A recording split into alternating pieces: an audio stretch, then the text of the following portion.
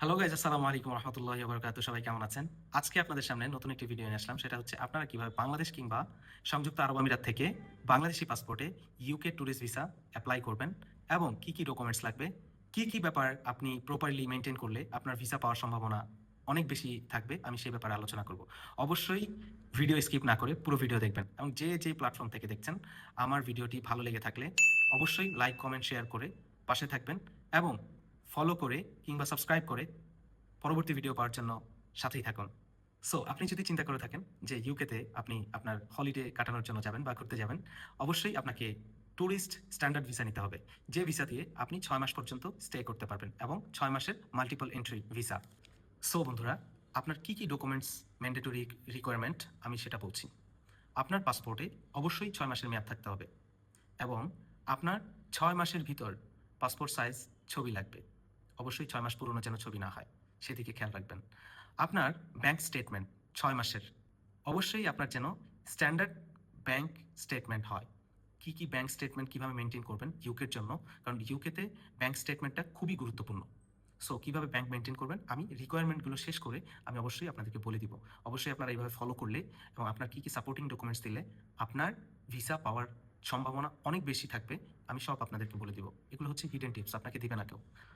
So bank স্টেটমেন্টের সাথে আপনার অবশ্যই ব্যাংক সলভেন্সি দিতে হবে এবং এই জিনিসটা খেয়াল রাখবেন, আপনি যখন সলভেন্সি দিবেন আপনার যে লাস্ট ব্যালেন্স এটা বলবেন যে পাউন্ডে করে দিতে। দ্যাটস মিন আপনি যখন লাস্ট ব্যালেন্সটা আপনার যেন পাউন্ডে থাকে, আপনি জাস্ট ব্যাংকে বলবেন যে আমার সলভেন্সিটা পাউন্ডে করে দেন। That's it. আপনার কোম্পানি থেকে আপনার স্যালারি সার্টিফিকেট, আপনি যদি জব করে থাকেন অবশ্যই আপনার স্যালারি সার্টিফিকেট দিতে হবে। সেটা আপনার কোম্পানির প্যাডে অথরাইজ হতে হবে, আপনার কোম্পানির অথরাইজ স্যালারি সার্টিফিকেট লাগবে। এরপর হচ্ছে আপনি যদি জব করে থাকেন অবশ্যই আপনার কোম্পানি থেকে নো অবজেকশন লেটার, এটা অবশ্যই দিতে হবে। এবং আপনি যদি বিজনেস করে থাকেন আপনার বিজনেস প্রুফ যেমন ট্রেড লাইসেন্স এবং বিজনেসের অন্যান্য ডকুমেন্টস যদি থাকে সেগুলো অবশ্যই দিবেন এবং সবগুলো ডকুমেন্টস আপনি ইংলিশ নোটারি করে দেবেন। এরপর হচ্ছে আপনার ট্রাভেল প্ল্যান দিতে হবে, ট্রাভেল আইটিনারি যেটা আমরা জানি। সো অবশ্যই চেষ্টা করবেন অথেন্টিক ট্রাভেল আইটিনারিতে, কোনো যেটা একদম অ্যাজ ইউজুয়াল যে ট্রাভেল আইটিনারি এটা দেয়া থেকে এটা অ্যাভয়েড করার ট্রাই করবেন। কারণ আপনি যে দেশে ঘুরতে যান, সাপোজ আপনি ইউকেতে ঘুরতে যাবেন, আপনি অবশ্যই ইউকে নিয়ে রিসার্চ করবেন। রিসার্চ করে বিভিন্ন জায়গা সিলেক্ট করে ট্রাই করবেন নিজে ট্রাভেল আইটিনারি বানিয়ে দেন দেওয়ার জন্য। এরপর লাগবে হোটেল বুকিং। আপনি বিভিন্ন বুকিং সাইটগুলো থেকে আপনি যে এক্স্যাক্ট ডেটে যাবেন ওই ডেট থেকে আপনি যতদিন থাকবেন সেই ঠিক ততদিনের হোটেল বুকিং দিতে হবে। Not paid but confirm hotel booking. এবং আপনার যদি ইউকেতে কেউ সিটিজেন থাকে, ব্রিটিশ নাগরিক থাকে, তাহলে আপনি তার ইনভাইটেশন দিতে পারেন। সে যদি আপনাকে স্বেচ্ছায় ইনভাইটেশন দেয় অবশ্যই আপনি সেটা ব্যবহার করতে পারেন। অবশ্যই যিনি ইনভাইটেশন দিবে তার passport copy, British passport copy এবং তার যদি ড্রাইভিং লাইসেন্স থাকে লাইসেন্সের কপি, সাথে মেইল অ্যাড্রেস এবং তার ফোন নাম্বার অ্যাটাচ করে দিবেন। এবং অবশ্যই সেক্ষেত্রে তাকে বলবেন যে হোম অফিস কিংবা এম্বাসি থেকে তাকে যদি কল করা হয় সে যেন কলটা অ্যাটেন্ড করে এবং তাকে জিজ্ঞাসা করলে অবশ্যই যেন বলে আপনাকে চিনে এবং ভ্যালিড ইনফরমেশন যেগুলো তারা প্রশ্ন করে সেগুলো যেন সে নর্মালি উত্তর দেয়। অবশ্যই কল অ্যাটেন্ড করতে হবে ইনভাইটেশনের ক্ষেত্রে। সো এরপর হচ্ছে আপনার return flight ticket booking. So আপনি যে ডেটে যেতে চাচ্ছেন এবং যে ডেটে ফিরে আসবেন এই আপ ডাউন রিটার্ন টিকিট আপনার বুকিং দিতে হবে, কনফার্ম বুকিং। সো এগুলো হচ্ছে বেসিক রিকোয়ারমেন্টস এবং আপনাদের আমি এক্সট্রা কিছু টিপস দিব যেগুলো হচ্ছে আপনার সাপোর্টিং ডকুমেন্টস হিসেবে কাজ করবে এবং আপনার ভিসা পাওয়ার সম্ভাবনা অনেক বাড়িয়ে দিবে। এখন আপনি আপনার ব্যাংকে কত টাকা রাখবেন সেটা নিয়ে আলোচনা করব। সো ভিডিও বড় হচ্ছে, অবশ্যই ভিডিও পুরোটা দেখবেন। আপনার ব্যাংকে অবশ্যই সেভিংস অ্যাকাউন্টে আপনার 10 থেকে 12 লক্ষ টাকা সেভিংস থাকতে হবে। ব্যাংক ট্রানজ্যাকশন কিভাবে করবেন? আপনি যদি বিজনেস করেন অবশ্যই আপনার স্যালারি স্মার্ট একটা অ্যামাউন্ট হতে হবে। আপনার সেভিংস অ্যাকাউন্টে বা আপনার স্যালারি অ্যাকাউন্টে শুধুমাত্র আপনার স্যালারি ঢুকবে। সাপোজ আপনার স্যালারি 10 টাকা, সো ওই 10 টাকা মান্থলি আপনার স্যালারি টাইম যেটা ওই টাইমে আপনার স্যালারিটা ঢুকবে। দেন আপনি ওখান থেকে আপনার নিত্য প্রয়োজনীয় যত প্রয়োজন আছে সব কার্ড দিয়ে খরচ করার ট্রাই করবেন, সব ক্যাশলেস ট্রানজ্যাকশন করবেন যাতে আপনার ব্যাংক হিস্ট্রি থাকে। আপনি গ্যাসোলিন নেবেন, আপনার নিত্য প্রয়োজনীয় জিনিস কিনছেন, সব কিছু কার্ডে পেমেন্ট করবেন এবং আপনার মান্থলি যে স্যালারিটা ওখান থেকে আপনার যেন একটা স্মার্ট অ্যামাউন্ট সেভিংস থাকে। দেন আপনি প্রত্যেক মাসের স্যালারি আপনার স্যালারি অ্যাকাউন্টে যেন অন্যান্য আপনার কোনো আদার্স কোনো অ্যামাউন্ট যাতে না ঢুকে এই জিনিসটা খেয়াল রাখবেন। কারণ ইউকে এম্বাসি আপনার ব্যাংক ট্রানজ্যাকশন খুবই নিখুঁতভাবে দেখে এবং আপনার ব্যাংক ট্রানজ্যাকশনের উপর ডিপেন্ড করবে আপনি ইউকে ভিসা পাবেন কি পাবেন না। সো এখন আপনি যদি বিজনেস করে থাকেন সেক্ষেত্রে আপনি আপনার বিজনেস অ্যাকাউন্ট থেকে প্রত্যেক মাসে একবার আপনি একটা certain amount, smart amount profit হিসেবে আপনার সেভিংস অ্যাকাউন্টে নেবেন এবং ওইটা দিয়ে আপনার সেভিংস অ্যাকাউন্ট থেকে আপনি খরচ করবেন। বিজনেস করলে এটা মাথায় রাখবেন, স্যালারির মতো আপনার এক্সাক্ট কোনো অ্যামাউন্ট ঢুকবে না, বাট একটা স্মার্ট অ্যামাউন্ট যেন প্রত্যেক মাসে ঢুকে। ধরেন কোনো মাসে 10 টাকা, কোনো মাসে 12 টাকা, কোনো মাসে 13 টাকা, কোনো মাসে আবার 9 টাকা, এরকম হতেই পারে। স্যালারি টোটালি ডিফারেন্ট এবং আপনি বিজনেস করলে আপনার কোনো স্টেবল প্রফিট থাকবে না, এটাই স্বাভাবিক।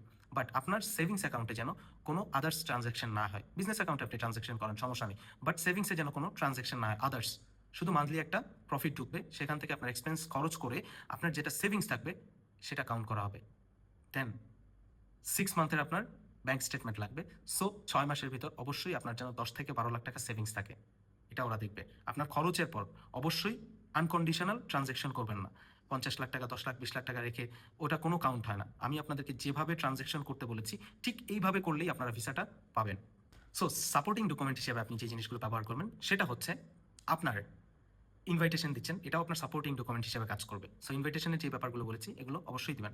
আপনার ব্যাংক স্টেটমেন্টের সাথে অবশ্যই আপনার ডেবিট এবং ক্রেডিট কার্ড, মাস্টার এবং ভিসা কার্ড যা আছে সবগুলোর প্রিন্ট কপি, আলাদা আলাদা করবেন না। এক পেজের ভিতরে আপনার যে কটা কার্ড আছে সবগুলো ওখানে দিয়ে দেবেন, বা এক পেজে যদি না হয় আপনি আরেকটা পেজে নেবেন। বাট আপনার কার্ডে অবশ্যই সিআইবি নাম্বার এবং আপনার যে কার্ডের সংখ্যাগুলো আছে 12 কিংবা 14 ডিজিটের, এখান থেকে আপনি কিছু নাম্বার ব্লার করে দিবেন এবং সিআইবিটা অবশ্যই ব্লার করে দিবেন।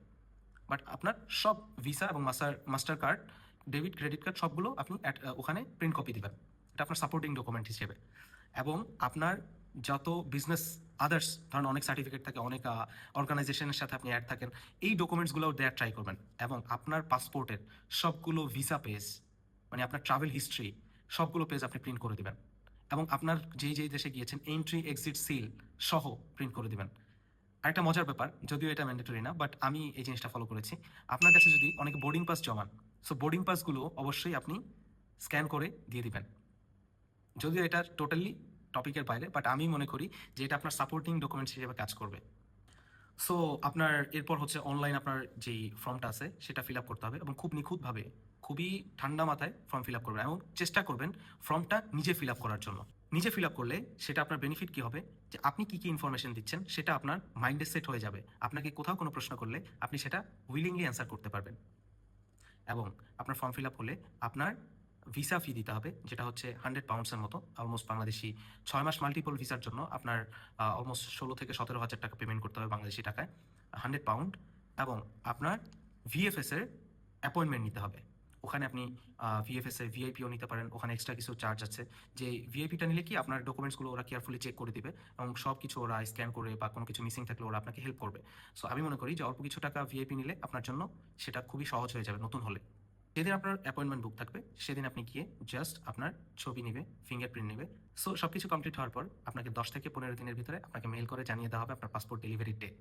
সো এখন আমি বলবো যে মানুষের ভিসাগুলো কেন রিজেক্ট হয়। ম্যাক্সিমাম আমরা কি করি যে আমরা মানে আনকন্ডিশনাল ট্রানজ্যাকশন করি, যেমন সাডেনলি অনেক টাকা ঢুকাই, অনেক টাকা বের করি। সো এটা ওরা ট্রানজ্যাকশনে টোটালি ইউকে কাউন্ট করে না।